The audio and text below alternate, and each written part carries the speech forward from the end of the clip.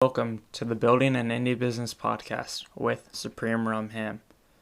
I'm your host, Alex.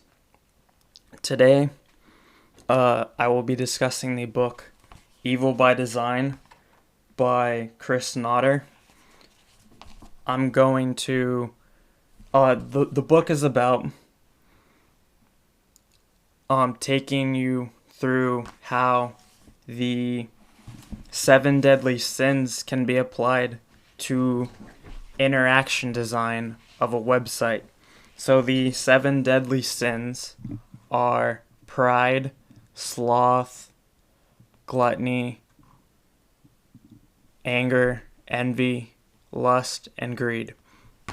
So I'm going to talk about what exactly those are, and then I'm going to give a few examples of how someone can apply these sins to their website, and just things that I found interesting examples of each sin. But first, I wanted to discuss a few podcast things. There's the Patreon page, which supports the hosting and editing of the podcast. Also, very big news, I learned how to edit a podcast. Thank you very much. Your applause is appreciated. So, I guess now the Patreon page isn't for specifically editing, but it might be for improving the podcast. I don't really think there's anything I need to add editing-wise to the podcast. I might add outro music, but not right away. Alright, so let's get into the book. There's pride.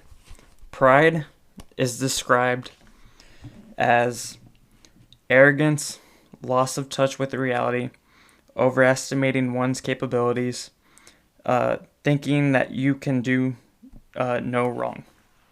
So the first example of pride that I liked is provide users with reasons to buy your product. So this could be testimonials or showing the users how your product can improve their life. Alright, so the next one for pride is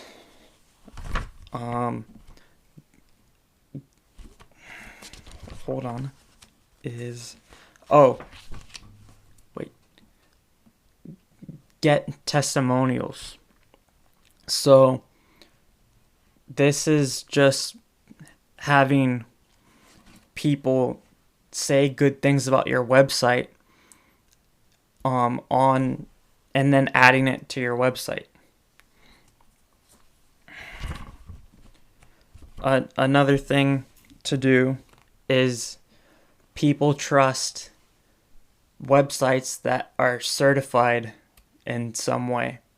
So you can add, according to the book, you can add any certification from like SSL to McAfee certification, which I'm pretty sure McAfee logo on the website pretty much means nothing, but that people will see that and then trust the website. The next one is help people complete a set. So basically, you give users badges or achievements, and then they'll want to complete the set and get as many badges as they can. This really applies to games and not like SaaS businesses, but I'm sure there's a way you can apply it to your SaaS in some way, shape, or form. the next one, oh, hold on, is that the last one? Oh yeah. So now we're on to sloth. And sloth is described as laziness. And one way you could use sloth to get people to use your website is to have fewer options. So instead of overloading people with 3 to 5 options, you give them 2 options. And that way it narrows down the decision making and they're less likely to not make a decision. The next sloth tactic that you could use is pre-pick the options for your users. So you set up your website with the preferred options that you would rather have a user sign up for pre-selected. So that way, if they wanted to change anything, they'd have to do the work instead of them choosing the other option themselves. Okay, the next for gluttony, hold on, I have the book right in front of me and I'm sometimes reading right through it. And gluttony is described as overabundance. Okay, so the first tactic in gluttony is make customers work for a reward. And the example they use is there's this company, Canadian Tire, and what they do is they give out like little,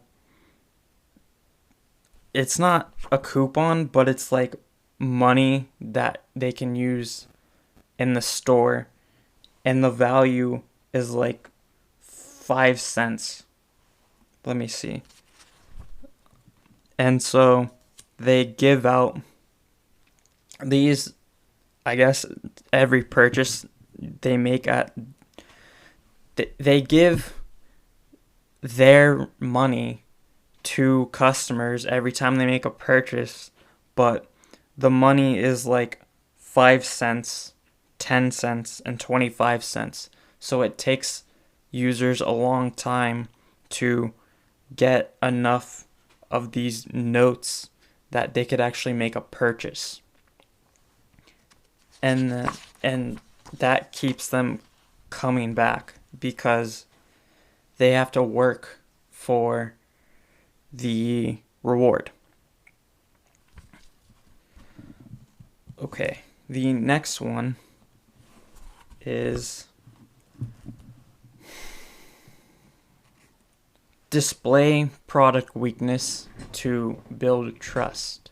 So what you can do is you compare your competitor's website and say, this is what they have and this is what we don't have, and this builds trust because you're being transparent with your users, and they will trust you more because of that. The next thing is save the time-consuming tasks for last. So say if you have users filling out a form, and what you want to do is you want them to do the simplest things on the form first. So that could be like putting your name in, putting your email in, and then you do the credit card last because they've put in this time already filling out the form, and then they're not going to just abandon filling out your form at the very last step. Okay, so the next tactic is add extra steps for cancellation. So this can be like when they go to cancel, you add an "Are you sure?" pop-up, and this will have them think twice about canceling, and that would make them less likely to cancel their subscription. Finally, the last one for gluttony is pre-fill forms for users with the expensive options as the default options. So this is very similar to the preferred options in Sloth, but the difference is that these are the expensive options and not your preferred options. Okay, so the next sin is anger. And anger is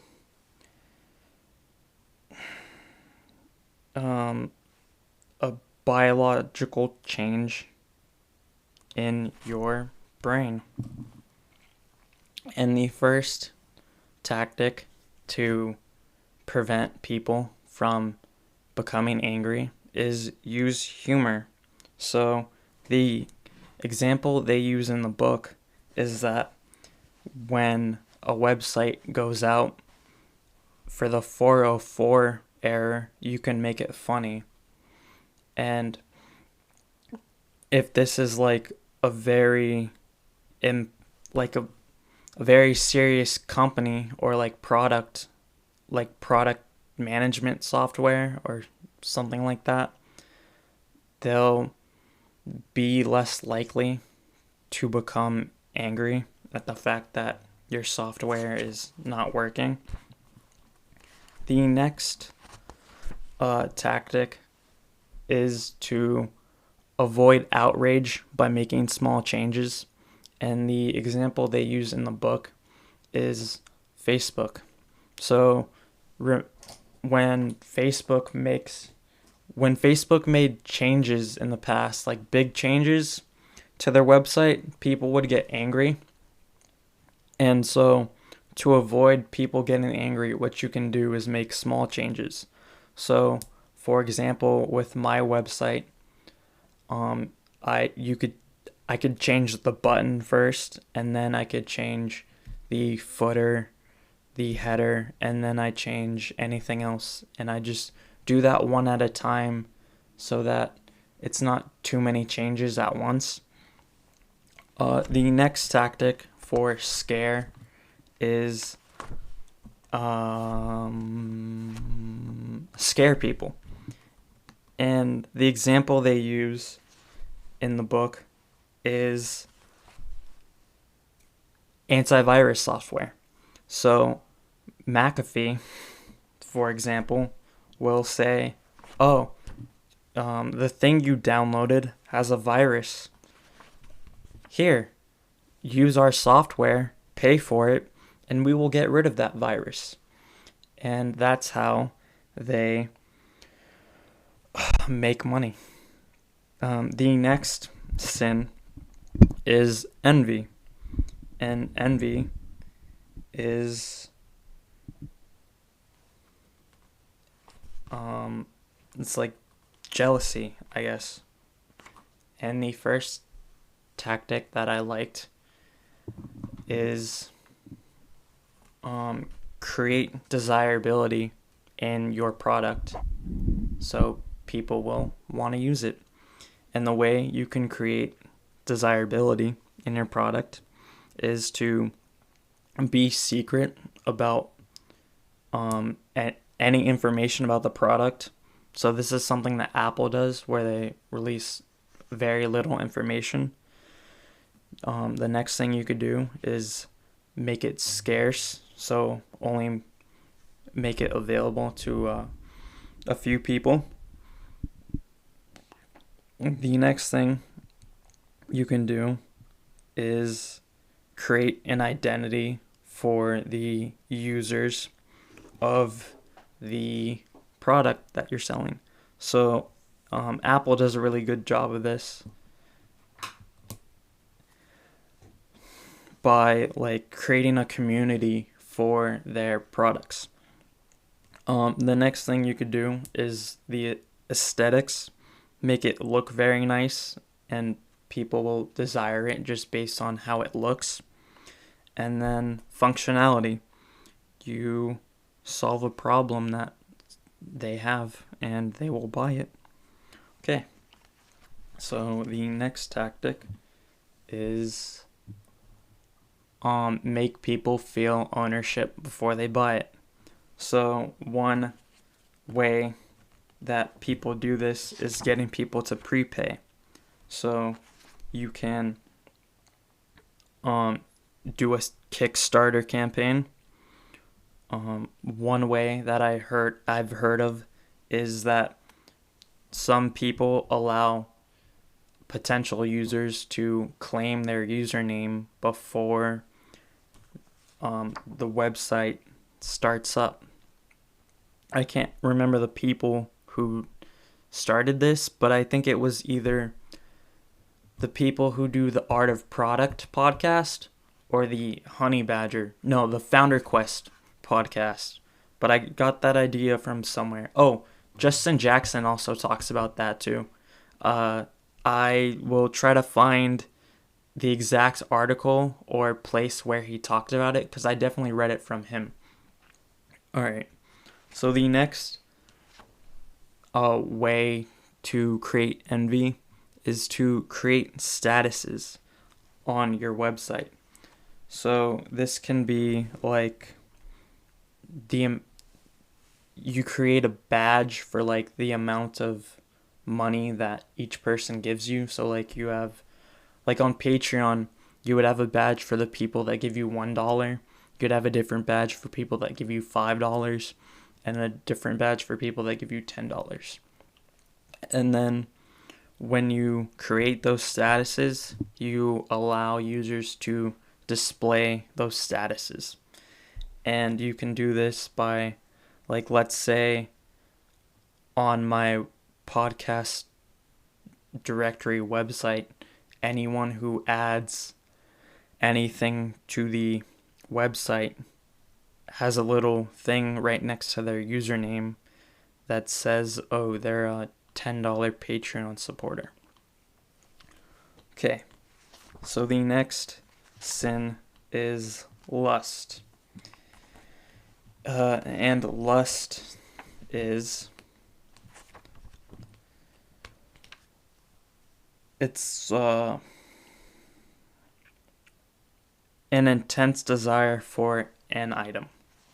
Okay, so the way you can create lust is be the second best. So it talks about in the book about this one airline that says they're advertising. Oh no, it's a car rental company, Avis. So what they do, their advertising is we're the second best. Use us because we'll treat you better than the first best because they're too busy having too many customers. Okay. So the next tactic is give something to get something. And this is also called reciprocity. So you give something for free and then people will feel obliged to help you out. So in the book they talk about how what some people do is Cafe Press. So what they do is they thank you for your purchase. They send you an email thanking you for your purchase, and then what they ask for is for you to rate or review their website, or like I guess the person that sold them their thing, like the item you bought. So by them thanking you, you would feel the need to help them out and review whatever they wanted. Okay, so the next thing they say is to give something for free, and they give the example of shipping on Amazon, where they have like a threshold for free shipping. I think it's $25. And what they really do is they raise the price of the products to cover the free shipping. And so when the user sees something for free, they will pay to get that free thing. So let's say they spent $23. They'll buy something for $2 just to get the shipping for free. Okay, so the next thing, the Ben Franklin effect. Let me see where this is. So the Ben Franklin effect is to show people who have done us a favor, see us in a better light. So you asked someone for a favor.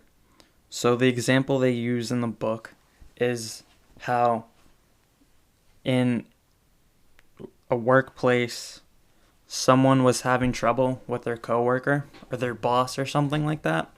And what he did was he asked to borrow a book in his library so that the person he was borrowing the book from, his boss, would be like, oh, we have the same interests and I will help you out because I'm now invested in you because we have the same interests. Okay. So, greed. Greed is the desire to get or keep more stuff than you need. This is a very long chapter. I'm just going to say that right now. And the first tactic that the book suggests is turn tasks into games. So, how you can do that is you let people compare their stats. So, like, for Anchor, I guess, my podcast host, what they can do is they can allow people in the same category of podcasting to see like different stats of different podcasts, and that way they could get users on their platform to compete and use the platform more to create more podcasts. The next tactic is win the opportunity to buy. So this is like allowing users to buy something or allowing users the right to buy something instead of having them just buy it outright. So this example would be like eBay, where they have to bid for the right to buy it. Okay. So the next tactic is use tokens. So what this is like gift cards, where people buy the gift card and they can only use that gift card in the store. So by buying a gift card, you're already prepaying for whatever item that the gift card recipient would buy. And they said like Best Buy made like $11 million one year just on unused gift cards. I thought that was crazy. Okay. So the final tactic is to show the second best option first. And the example they use is the Wall Street Journal, where when you go to buy a subscription, they show you the print price then they show you the wallstreetjournal.com, and then they show you the print and wallstreetjournal.com pricing together. And you see the prices side by side, and you're able to easily compare the best option.